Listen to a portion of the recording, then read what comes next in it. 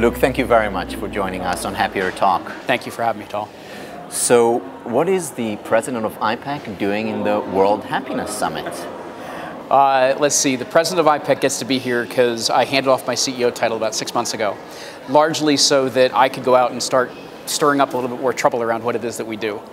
Honestly, when I connected with the partners here at World Happiness, with Luis and Karen and Manuel, I thought the mission of what they were up to in terms of expressing, raising happiness, raising consciousness, raising vibration, is something very, very close and near to dear to what we do at iPEC in the coaches that we train. And so when I saw not just the event they were trying to pull off, but I saw the caliber of individuals that they were pulling together, and then the way in which they wanted to support the participants coming through here, I could tell they weren't looking to motivate people for 3 days. They were looking to inspire people for years to come. And they had a system to follow up to help them do that. So it was not just this, moment in time. It really was meant to galvanize something larger. I can't think of anything better to support. It's in complete alignment with our values and vision as an organization. So, say a bit more about your values and vision. Why are you doing what you're doing? So it's interesting. The mission of our organization is to raise the consciousness of the world, and to do it through the energy and engagement work that we bring into our coaching methodology. We just happen to be a coach training school that's doing that. We wanted to raise consciousness. We know that with that raising consciousness, people experience a different happiness, a different peace, a different freedom, a different connection to life. And we happen to do that through our coaching organization. We very much value bringing out the uniqueness of individuals. We want people to be fully expressive of who they are. We value the connection that we have between each other. But all of that begins through the increase of consciousness so that we can really truly understand who we are, what are all of the choices that we have available to us, and what are all of the wonderful ways that we can have the courage to show up with. We do that, and a lot of the values that we have unfold. There's been a lot of criticism from psychologists primarily on the world of coaching. What do you say to those? Or how do you distinguish between the role of a psychologist and a coach? What is the value added of having a coach? Excellent. I think there's two things. I think first, in terms of where some of that has come about, I will say that unfortunately, because this is a fast-growing industry, there have been a lot of organizations that have tried to get involved with training coaches that should not be training coaches. They're not audited, they're not accredited, they don't go through the type of process we go through to deliver the type of programs that we deliver. That's one mark on the industry that thankfully is finally improving to a very different degree, but it took a while as we matured as an industry. Sure. I think the other side of it, more than anything else, is that the paradigm which we operate in from a coaching standpoint is that we're looking to help people achieve that optimal well-being, that full state of flourishing and thriving, as certainly you talk about. And it is helping them to be able to reach in and find those answers, find that consciousness, to be able to bring those choices out in their life, to be able to pursue that type of meaning, that type of purpose, connection, and what have you. Very often, the psychology-based model, when coaching originated, was not focused in that area. And so there was a gap in what was going on in the marketplace. Certainly you and Marty Seligman and everything else understand that better than anybody. And that's where coaching emerged, was in that genre, that gap that existed. And now it's emerged in a very different way for a different purpose of creating a thriving life, and not dealing the way that therapists need to deal with helping heal different forms of whether it be mental illness or dysfunction or what have you. They're very, very gifted at what they do.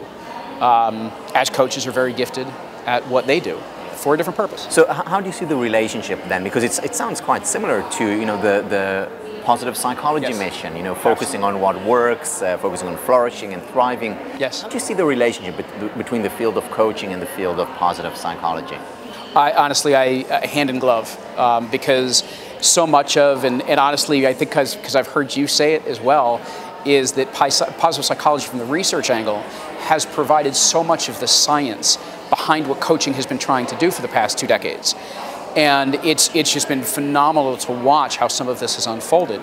I think what it's further done is it's pushed the coaching profession even further, so that a lot of the angles that we take are not simply for the sake of helping somebody be more inspired or more motivated, but what is the real tangible difference that it's going to make in their life? How do they ground it to a standpoint based on proven methods, proven practices and exercises that they can bring in so that they can create that flourishing life? They can create the inspiration from within as opposed to needing the boost from someone else. You know, I recently read an article that was talking about professions of the future, and one of the professions that they talked about was being a happiness coach. Yes. And they explained it saying that, look, you know, many people have the basic needs met, you know, they make enough money and they have their, you know, shelter, obviously food, but they're looking for something else and they need help there because they're not happy. Yes. So, first of all, do you agree? And second, what do you see the role of a happiness coach? So what would a happiness coach do? So I love that question. So a handful of things. I absolutely do see that emerging. And I think even as the field of positive psychology has continued to mature very rapidly in a very short period of time, what's starting to get defined is that happiness is just this moniker for what is this greater state of thriving within who we are within our lives. And when you start to help people understand much more of where do they draw that full meaningfulness, where do they have that emotional well-being and physical well-being, and the entire INSPIRE model that you described, the PERMA model that Martin Seligman describes, we're reaching a point in time that people are recognizing, because the security and the base needs are met, as you said, the next thing is not making them happier. They believe at some point that if I do this, then I get to be happy.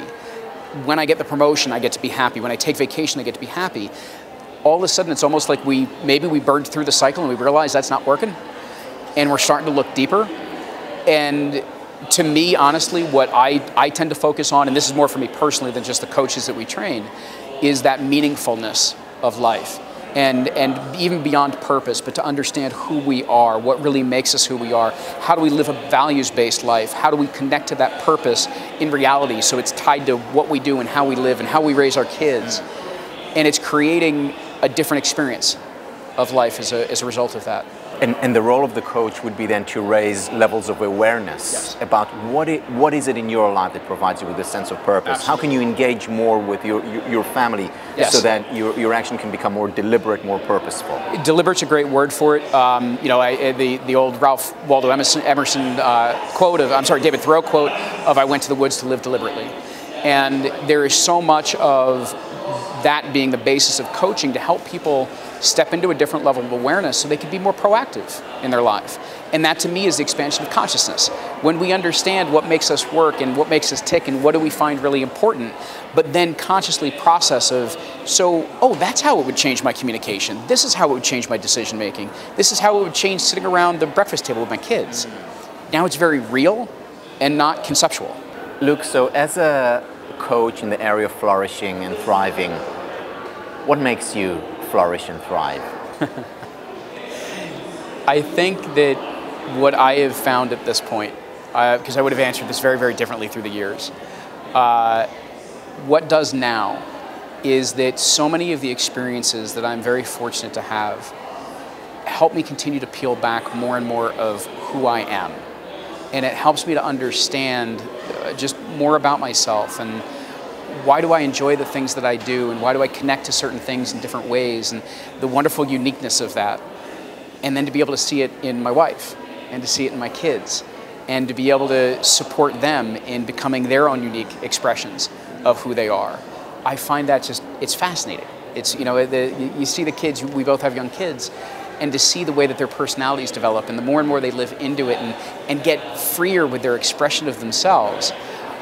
We're doing that much later in life. They're learning things much earlier than we did. And I love being part of that, but it begins with me. And that to me is what brings that out, let alone what we get to do with the coaches and the coach training organization and everything else. Right, so the very first thing that if we generalize is that a coach has to do is first of all work on him or herself. Yes, very important. Also, I think to become a better parent, we first need to work on ourselves. Absolutely. And then by extension. It's one of the things we talk about under the paradigm of leadership, is that many people, when you bring up leadership and are you a leader, they immediately will turn to, no, that's not my position, that's not my authority, whatever. Every single one of us is a leader because we're impacting and influencing whomever we come into contact with. So we're doing that as parents, we're doing it as teachers, we're doing it, you know, as actual businessmen and entrepreneurs and coaches and what have you.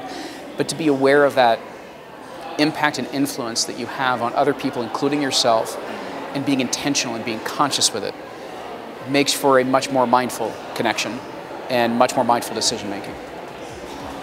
Well, thank you very much, Luke, for doing all the work that you're doing for spreading happiness in our world. Thank you. You as well. It's much appreciated.